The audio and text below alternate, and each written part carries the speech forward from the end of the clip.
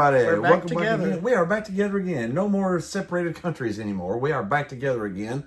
And we're going to talk a little Tennessee football. We had a squeaker where we squeaked by Arkansas, and then we got Bama coming up. So let's not talk about Bama yet. Let's talk a little bit about that Arkansas game. There were elements that frustrated me about this game. I'm not going to lie. Yeah. A lot of things, mainly the secondary, which has been a problem all year. Yeah, offensively, we've looked pretty good. Bishop, our running back, was fantastic. He had, 140-something yards rushing and a touchdown. Aguilar looked pretty good. He looked about the same as he always has. He's looked pretty good.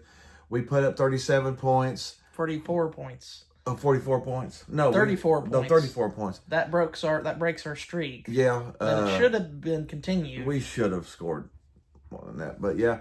But Tennessee, see, I was honestly worried about this game because you give him Bobby Petrino. You give Bobby Petrino 2 weeks and let him make up a brand new offense. And then Tennessee's defense has to face that offense that we have no clue what they're going to be doing. I was honestly afraid that this was a trap game that we might have actually lost. So I'm glad, yay, that we got the win out of it. But the secondary is a problem, like I said earlier. Our defense is a little bit of a problem. We gave up 200-something yards rushing, which isn't good. At halftime. At halftime, we had about 200 yards. That really isn't good. Right now, our defense is struggling to play both phases.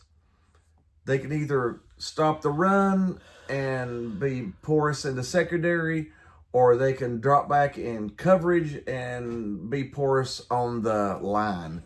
We don't have the talent on our defense. Josh Heupel needs to emphasize recruiting on that side of the ball more often. Yeah. I was hoping as the year went along that we could solidify more, but I'm not sure if it's going to happen at this point. We've had too many injuries. We lost our two best corners, and we thought McCoy was going to be back, but I'm not sure. He's going to be back for the year. He's going to be back this year. I don't know. It's just it's rolled into where, it's. I'm afraid he's not going to be there more than hoping he's going to be there. So we lost Gibson probably for the year. We lost McCoy. It might as well be for the year now. Luckily, we got a transfer with Colton Hood, or else the secondary would even be worse, which is hard to think. But our secondary is young, and we just don't have an identity on defense. We're struggling there. We don't have an identity on defense. We can either give up a ton of rushing yards or give up a boatload of passing yards. So they actually said in the first half of the Arkansas game, they went up to, they dropped back to stop the pass because our pass defense is struggling right now. 118th in the country. It's struggling pretty bad right now. So they dropped it back to try to help that. Well, in dropping back, they left the front open, and Arkansas rushed for 200 yards. So in the second half, they said, they bunched up to stop the rush, and then we got passed on. So we can't. Right now, our defense cannot stop both phases. So we have to pick out the team we're playing, what's their strong point, and just try to work on stopping their strong point. And just hope that's good enough. But honestly, I think we're going to give up 30 points in every game we play this year. I don't see it. It's probably going to give me a headache just watching. I don't see how we stop anybody from scoring 30 points this year just because of most of the positives the struggles we're having. Most of, not all of the pros this week are from the offensive side of the ball. Yeah. I'm going to talk about some of the good things. What's some of the good things you had out of it? Joey Aguilar and the whole offense had 0 turnovers. And that was really good. Remember when I told you last week, no turnovers? No turnovers. Because you can't give free points to a Bobby Petrino offense. To a Bobby Petrino offense. And other positives on the defense, how many turnovers did we have? We got 3 straight turnovers, and we converted them into some of them into points, not all of them. Yeah. So our defense is opportunistic. They did get some good turnovers. They got some really good punch out fumbles, which were try to tackle those guys, and when you tackle them, punch that ball. So we got some really good turnovers. If our defense didn't do that, we would have probably lost the game. So it's not like the defense isn't contributing. It's just they're young and probably the weakest part of the team. They're young and they're porous. Our secondary is probably the weakest part. And honestly, if we had McCoy and Gibson right now, I think it would be a totally different story. But we don't. And it's basically patchwork. It's patchwork. Honestly, I blame the recruiting a little bit. We should be deeper than what we are. It's year 5. I mean, there has to be deeper. We should be deeper in every position right now to where you don't have these problems. I mean, you're going to have a step down going from your starter to your backup, but when it's that steep, it can't be that much of a step down. No, I mean, you can't go from nuts. Your corner's going to be picked in the draft to where it looks like they're high schoolers out there playing. So I blame our coaches for not recruiting a little bit better, to be honest. That's probably why we're still looking up ahead at Georgia and Alabama, is because we need to get those recruits. We need to compete. Now we can get transfers. Get your Neal transfers. If we hadn't got Colton Hood in, where did he come in from? Colorado. Yeah, Colorado. If we hadn't got him in, we'd be in dire straits right now in our secondary. He has been fantastic. Boo Carter needs to step up more. He's missing a lot of assignments. He's not missing tackles and left a couple of punts. So, I mean, he's been short on his end of the bargain. Yeah, I was hoping that he would have been a whole lot better than what he's been right now. So I mean, the other con that I forgot to, only 1 catch for 5 yards for Chris Brassel on the tear that he had been up to this point. I mean, if you're Halsley and Heupel, you got to move him around and try to get him targets. Now, congrats to our freshman, though. Braylon Staley had a really good first half. Over 100 yards receiving for a freshman is fantastic. I mean, we look like we've got a pretty good stable of wide receivers, which we said at the beginning of the year. We've got a good bunch of wide receivers. We thought we did. We talked about it before the season. We thought we've got a whole lot better wide receivers this year than we did last year. The whole thing is better. And we played an Arkansas team that I will admit, I will give them full credit, they did have a lot of fight in them. It was his first game back. It was Petrino's first game. We had no clue what they were going to do on offense. We had no clue what they were going to do on defense. We had no film because this was Petrino's first game. I kind of have sympathy for them at the same time because they're going through a stretch like we had a decade ago where we were stuck You're with fumbling coaches. You're just throwing through coach after coach after coach, Derek Dooley after Derek Dooley after Butch after Butch, after Pruitt after Pruitt. Yeah. Just drove me crazy. But we got the Arkansas win.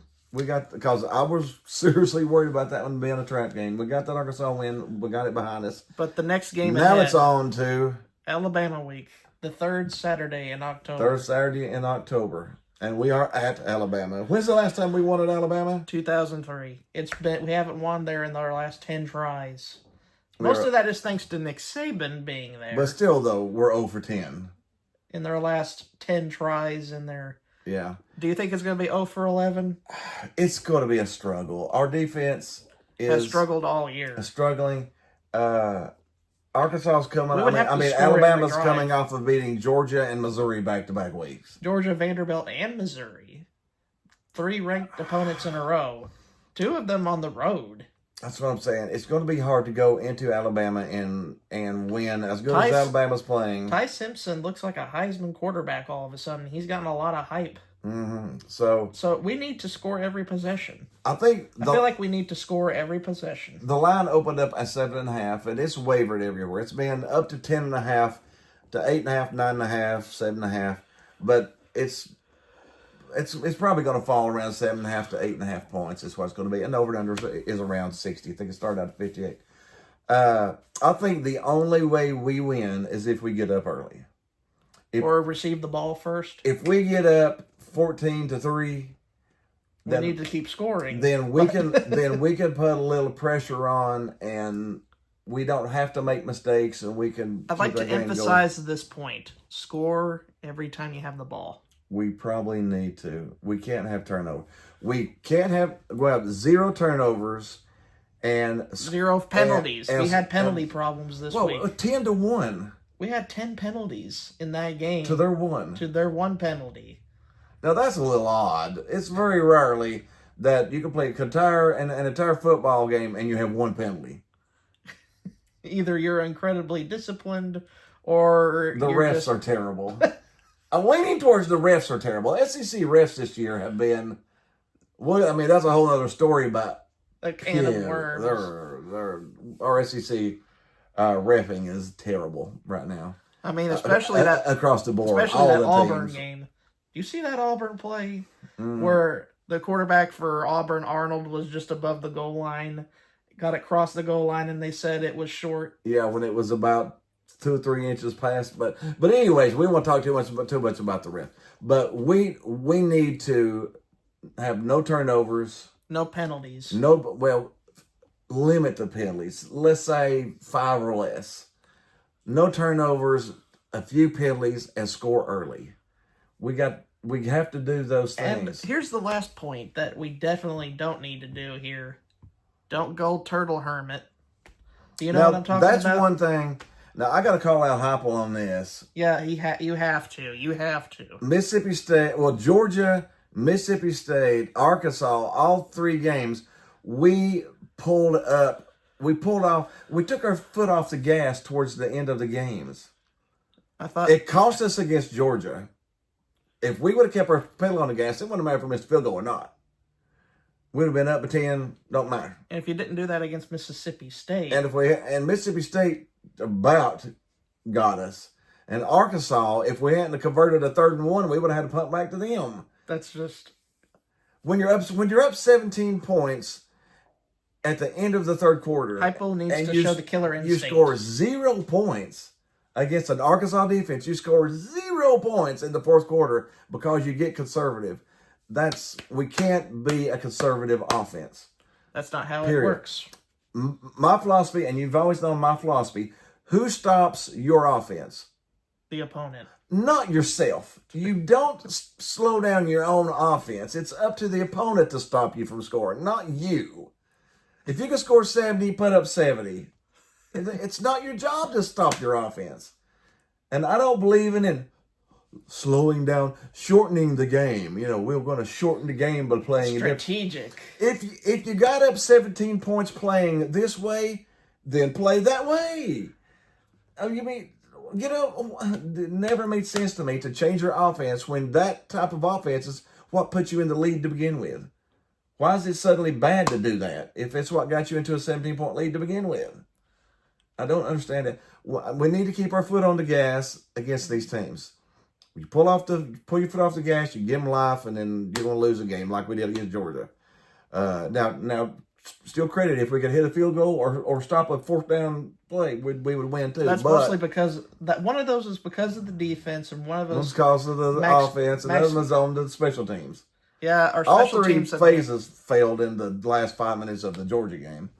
But we can't be a conservative team. We can't be a conservative offense. We can't pull up and try not to lose at the end. That's not who we are.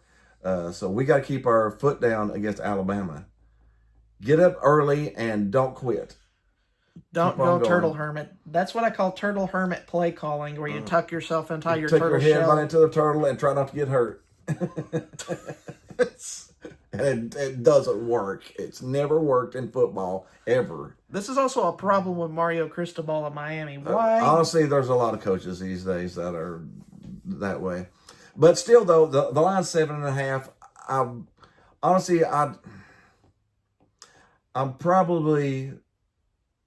I think Alabama wins. I don't think the way our defense is right now that we can go to Alabama and win. I agree. We have to improve defensively to do that. I hope we win. Now, do we have the talent to win? Yes.